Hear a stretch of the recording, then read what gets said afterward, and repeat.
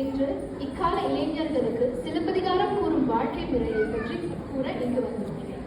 முதலாவதாக சிலப்பதிகாரத்தின் அடிப்படை கதையை ஒரு சுருக்கமான ஒரு பணியில் நான் கூறுகிறேன். கண்ணகி என்ற பெண் கற்பில் சிறந்த தெய்வத்துக்கு நிகரான பெண்ணாக போற்றப்படுகிறாள். கண்ணகியும் கோவலனும் திருமணமாகி இருந்தாலும் கோவலன் மாதவி என்ற ஒரு நடன பெண்ணின் மீது ஆசை கொண்டு அவருடன் சில காலங்கள் வாழ்ந்து மீண்டும் கண்ணகியிடமே வருகிறான். கண்ணகியும் கோவலனும் ஒரு புதிய வாழ்க்கையை தொடங்குவதற்காக கண்ணகியின் சிலம்பை விற்க பூம்புகாரிலிருந்து மதுரைக்கு செல்கிறார்கள். மதுரையில் சிலம்புடன் இருந்த கோவலனை ஒரு பொற்கொள்ளனின் சூழ்ச்சியினால் கல்வன் என கருதி பாண்டிய அரண்மனை காவலாளர்கள் அநியாயமாக கொன்று விடுகிறார்கள்.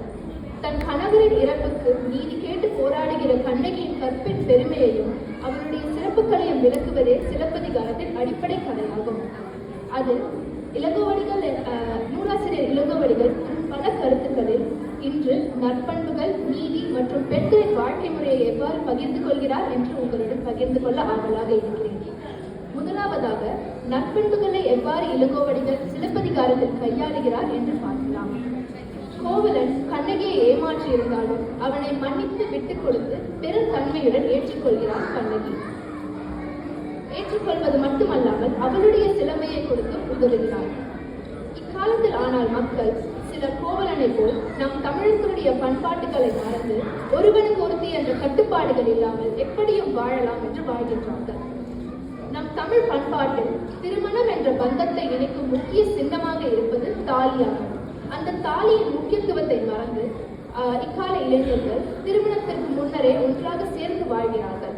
இவ்வாறு வாழ்வதனால் நம் தமிழர்களுடைய பண்பாட்டை மறந்து பண்பாட்டையும் ஒழுக்கத்தையும் இழக்க நேரிடும். ஒழுக்கம் விழுப்பம் தரலாம், ஒழுக்கம் உயிரினும் ஓம்பப்படும் என்று வள்ளுவர் கூறியதற்கிணங்க சிலப்பதிகாரம் கூறும் அறத்தை பின்பற்றி ஒழுக்க சீலர்களாக நாம் வாழ வேண்டும். அடுத்ததாக கோவலன் வேறொரு பெண்ணுடன் வாழ்ந்து வந்தாலும் அவனை பெருந்தன்மையுடன் மன்னித்து ஏற்றுக்கொள்கிறார் கண்ணகி. அக்காலத்தில் மக்கள் ஒருவருக்கு ஒருவர் விட்டுக் கொடுத்து வாழ்ந்தார்கள். அதனால் அவர்களுடைய இல்வாழ்க்கை அன்பும் அறனும் உடைத்தாயின் இல்வாழ்க்கை பண்பும் பயனும் அது என்பதற்கிணங்க சிறப்பாக வாழ்நாள் முழுவதும் நீடித்தது. ஆனால் இதுவே இக்கால மக்களின் திருமண வாழ்வு எவ்வாறு இருக்கிறது என்று உங்களுக்கே தெரியும் அல்லவா? இக்காலத்து மக்களுக்கு விட்டுக் கொடுக்கும் தன்மை குறைந்து விட்டதால் அவர்களுடைய இல்வாழ்க்கை சில காலங்களிலேயே துன்பமயமாக மாறி தோல்வியில் முடிகிறது. அடுத்ததாக பாண்டிய மன்னர் அவர் ஒரு தவறான நீதியை கொடுத்து விட்டோம் என்ற வருத்தத்தில் தன் உயிரையே விடுகிறார். ஆனால் இக்காலத்து மக்கள் அவர்கள் செய்யும் தவறுகள் அனைத்தையும் செய்துவிட்டு அதை மூடி மறைக்கவே முயற்சிக்கிறோம். தவறுகள் செய்வது மனித இயல்பாகும். ஆனால் நாம் செய்யும் தவறுகளை உணர்ந்து அதை எதிர்காலத்தில் ஒரு நாளும் செய்யாமல் இருப்பதே நம்மை சிறந்த மாநிலங்கள் ஆகும். எனவே சிலப்பதிகாரத்தில் எவ்வாறு சிறப்பான வாழ்க்கையை வாழ வேண்டும் என்று வாழ்ந்து காட்டியுள்ளார். அதை கடைபிடித்து இக்கால இளைஞர்களாகிய நாம் வையத்துள் வாழ்வாங்க வாழ வேண்டும். அடுத்ததாக சிலப்பதிகாரத்தில் இளங்கோவடிகள் நீதியை எவ்வாறு நிலைநிறுத்துகிறார் என்பதை பார்க்கலாம். அரசியல் சிலம்பை திருடியவனுக்கு சரியான தண்டனையை கொடுக்க வேண்டும் என்ற கோபத்தில் இருந்த பாண்டிய மன்னர் யோசித்து விசாரித்து அவருடைய முடிவை எடுக்க வேண்டும் என்ற கடமையை மறந்து எப்பொருள் யார் யார் வாய் கேட்பினும் அப்பொருள் மெய்ப்பொருள் காண்பதறிவு என்று யோசித்து விசாரித்து அவருடைய முடிவை எடுக்காமல் அப்பாவியான கோவலனை கொள்ள கட்டளையிடுகிறார். ஓர் அரசர் கொடுக்கும் தீர்ப்பு நீதி பொருந்தியதாக இருக்க வேண்டும் என்பதை முக்கியப்படுத்துகிறார் இளங்கோவடிகள். தன்மேல் தவறு இருக்கிறது என்று உணர்ந்ததும்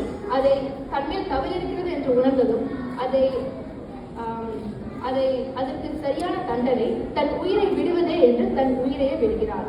உயிரிழப்பதற்கு முன் பொன்சை கொள்வன் தன் சொல் கேட்ட யானோ அரசன் யானே கல்வன் கெடுக என் ஆயுள் என்று கூறி தன் உயிரை விடுகிறார். இதன் பொருள் ஒரு பொற்கொள்ளனின் சூழ்ச்சியை கேட்டு தவறான நீதியை கொடுத்த நான் ஒரு அரசன் அல்ல, நான் தான் கல்வன், என் உயிர் நீங்கட்டும்.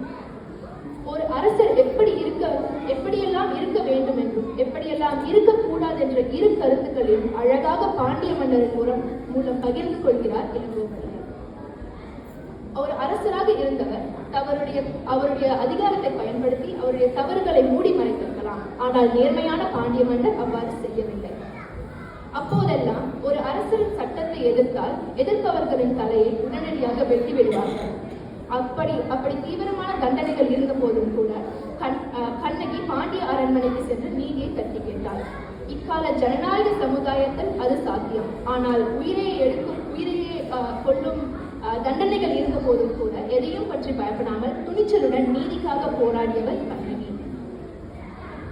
இக்காலத்தில் நீதிக்கும் நியாயத்துக்கும் முக்கியத்துவம் பல மடங்கு குறைந்துவிட்டது. அக்காலத்தில் ஒரு அரசரின் சிறப்பை அவருக்கு சொந்தமான செல்வங்களிலேயோ, மாளிகையின் ஆடம்பரத்திலேயோ அல்லது போர்களின் வெற்றிகளையோ வைத்து கூற மாட்டார்கள். அவர் எவ்வாறு நேர்மையுடன் நியாயமான நீதியை வழங்குகிறார் என்பதை வைத்து அவருடைய புகழையும் பெருமையையும் கூறுவார்கள். குடிப்புறம் காத்தோம்பி குற்றம் கடிதல் வடுவற்று வேந்தன் தொழில் என்பதற்கெனங்க தன் மக்களை காத்து நீதி நெறியுடன் ஆட்சி செய்வதே ஒரு மன்னருக்கு சிறப்பு. இக்கால தலைவர்கள் நியாயத்தின் மகிமையையும் நீதியின் அருமையையும் புரிந்து கொள்ளாமல் பதவி சுயநலத்தை மட்டுமே மனதில் கொண்டு ஆளுகின்ற காட்சியை நாம் கண்கூடாக பார்க்கின்றோம். ஒரு நாட்டின் ஒழுங்கமைப்பு முறை அந்நாட்டு தலைவர்கள் கொடுக்கும் நீதியிலும் மக்களுக்கு கிடைக்கும் நியாயத்திலுமே அடங்கி இருக்கிறது. இக்காலத்து மக்கள் பெரும்பாலாக அவர்களை சுற்றி நடக்கும் அநீதிகளையும் தவறுகளையும் பார்த்து கொண்டு அதை தவிர்க்க எந்தவிதமான நடவடிக்கைகள் எடுக்காமல் இருப்பதனாலே நம் நாடுகளில் குற்ற விகிதங்கள் அதிகரித்துக் கொண்டே வருகிறது. அக்காலத்தில் கண்ணகி தன் உயிரையே பணைய வைத்து நீதிக்காக போராடியது போல் இக்கால இளைஞர்களாகிய நாம் நீதிக்காக எக்காலமும் முன்வந்து உறுதியோடு போராட வேண்டும். இறுதியாக பெண்களின் வாழ்க்கை முறையை இளங்கோவடிகள் எவ்வாறு பகிர்ந்து கொள்கிறார் என்று பார்க்கலாம். அக்காலத்தில் பெண்கள் ஒரு ஆண்களை சார்ந்த வாழ்க்கை வாழ்ந்து வந்தார்கள் என்று நம்மால் ஓரளவு கூற முடிகிறது. கண்ணகியும் பாண்டிய அரசி கோப்பெரும் தேவியும் அவர்களுடைய கணவர்கள் இறந்தவுடன் தாங்கள் தனியாக வாழ்வது வீணென்று தன் உயிரையே பெறுகிறார்கள். அதேபோல் மாதவியும் கோவலன் இறந்த பெண் ஒரு துறவியாக மாறுகிறார். ஆனால் பெண்களுக்கு அக்காலத்தில் முழுமையாக உரிமை இல்லை என்று நம்மால் கூற முடியாது. ஆண்கள் மட்டுமே துறவிகளாக இருக்க முடியும் என்ற ஒரு வழக்கம் இருந்த காலத்தில் கவந்தியடிகள் சமண பெண் துறவியாக இருக்கிறார். அதே போல் மாதவியும் அவள் மகள் மணிமேகலையும் பின்னர் பௌத்த மத துறவிகளாக மாறுகிறார்கள். இதிலிருந்து பெண்களுக்கும் வீடு பேறு அடையக்கூடிய உரிமை இருந்தது என்று நம்மால் தெரிந்து கொள்ள முடிகிறது. சிலப்பதிகார காலத்திற்கு பின்னர் சமுதாயம் பெண்களை நடத்தும் முறை முற்றிலும் மாறிவிட்டது. இளம் வயதிலேயே அவர்களுக்கு திருமணம் செய்து வைத்தல், அடுப்பூதும் பெண்களுக்கு படிப்பதற்கு என்று அவர்களுக்கு படிப்புரிமையை கொடுக்காமல் இருந்தது மற்றும் கணவர் இறந்தால் உடன்கட்டை ஏறி தன் உயிரை மாய்த்துக் கொள்ள வேண்டும் என்ற கடுமையான சமுதாய பழக்கங்கள் இருந்ததனால் பெண்கள் ஒரு அடிமையான வாழ்க்கையே வாழ்ந்து வந்தார்கள். ஆனால் இக்காலத்தில் இப்பிரச்சனைகள் ஓரளவு தீர்க்கப்பட்டுள்ளன. பெண்கள் அவர்களுக்கு பிடித்த துறையில் படித்து வேலை செய்யும் உரிமை, தேர்தல் வாக்குரிமை மற்றும் அவர்களுக்கு பிடித்த கணவர்களை தேர்ந்தெடுக்கும் உரிமை போன்றவை இக்கால பெண்களுக்கு வழங்கப்படுகிறது. ஆனாலும் பல பிரச்சனைகள் தொடர்ந்து கொண்டேதான் போகிறது. குடும்ப வன்முறையில் பெண்களே அதிகமாக பாதிக்கப்படுகிறார்கள். அதே போல் ஆண்களுக்கு சமமான பதவியில் இருந்தாலும் அவர்களை விட அதிகமாக உழைத்தால் கூட பெண்களுக்கு குறைவான சம்பளமே கிடைக்கிறது. எனவே பெண்களின் முழுமையான சுதந்திரத்திற்கும் மரியாதைக்கும் உரிமைக்கும் இக்கால இளைஞர்களாகிய நாம் ஒன்று கூடி உறுதியோடு போராட வேண்டும். எனவே பல்லாயிரம் ஆண்டுகளுக்கு முன் எழுதிய நம் சங்க தமிழ் இலக்கியங்களை இக்காலத்திலும் கற்றுக்கொண்டு நம் வாழ்க்கையில் எடுத்துக்கொண்டு வாழும் கருத்துக்கள் பல இருக்கின்றன. இது அடுத்த சந்ததியினருக்கும் பொருத்தமாக இருக்கும் என்றதில் ஐயமில்லை. இம்முத்தமிழ் விழாவில் எனக்கு பேசுவதற்கு வாய்ப்பு கொடுத்ததற்கு நன்றி. அனைவருக்கும்